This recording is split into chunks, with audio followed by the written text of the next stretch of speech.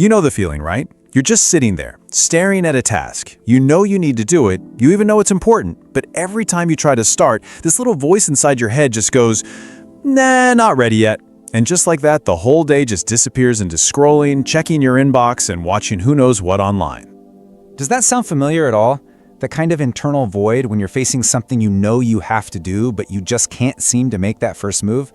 Well, if it does, I want you to know something really important. This isn't about you being lazy, and it's definitely not a character flaw. It's actually a completely normal, predictable reaction from your brain. So all those thoughts, I'm not ready yet, or I'll just prepare a little more first, they aren't just excuses. No, this is your brain's self-defense system kicking into high gear.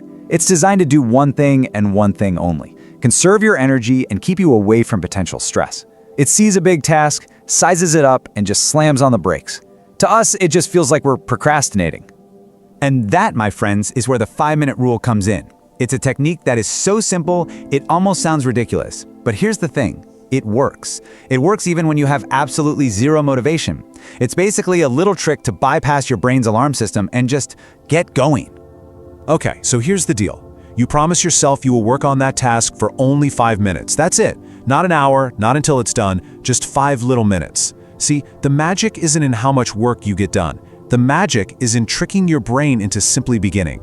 And here's why this simple little reframe completely changes your brain's calculation. A big project? To your brain, that looks like climbing a mountain. The threat level is high, the energy cost is a total unknown. So the logical response? Avoid it at all costs. But a 5-minute task? Well, that's just taking a single step. The threat level is low, the energy cost is tiny, so your brain's response flips from avoid to let's do this. You've basically just hacked the system. But this is more than just a clever mental trick. There's some really fascinating psychology and, neurobiology that explains why this tiny little step is so incredibly powerful. So let's geek out for a second and get into the science of it. Psychologists have a name for this hurdle: the 0 point of resistance. It's that almost physical feeling of a wall going up right before you start something. It's the moment your brain is looking at that whole mountain ahead and it's just screaming, don't do it.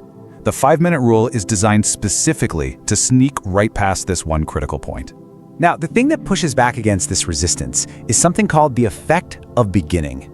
And here's what most of us get completely backwards. We think we need motivation to start, but the truth is, it's the other way around. Motivation isn't what causes action. It's a side effect of action. Just starting one tiny thing sends a signal to your brain's achievement system and gets the ball rolling. So let's break down what's happening on a chemical level. First, even a tiny success, like just starting, triggers a small release of dopamine. That's the brain's reward chemical telling you, hey, that was good, let's do that again. Second, because the task is so short, it doesn't trigger your brain's threat alarm. And third, you create mental inertia. It's basic physics, right? An object in motion tends to stay in motion. Once you've started, it's actually easier to keep going. You've already done the hardest part. Okay, theory is great, but let's see how this all plays out in the real world. I want you to meet Andre. He's 33, works remotely in IT, and he felt completely and utterly stuck. He knew what he needed to do, but every single day, he just couldn't make himself start. So here's how his week went. On Monday, he literally forced himself to set a timer for 5 minutes just to open a single document. It was tough, but when that timer went off, something had shifted. On Tuesday, he got more specific. I'll just write the first paragraph. By the middle of the week, he was actually creating a little distraction-free zone for his 5 minutes. And by Friday, the change was incredible. Starting wasn't a huge struggle anymore. It was actually becoming a habit. And this was Andre's big aha moment after that very first 5-minute session. He realized the desire to continue, that feeling of I can do this, it didn't come before he started. It came after. It was unlocked by the simple act of just beginning. And this is how the 5-minute rule really evolves. It starts off as this little trick you play on your brain, but when you keep doing it, it becomes something so much more powerful. It becomes a tool for rewiring your entire identity. I mean, the long-term effects are just incredible. After just a week of doing this consistently, your confidence in your own ability to start something, it just grows. After a month, that internal resistance you feel, it starts to fade away. And after a year, discipline becomes pretty much automatic.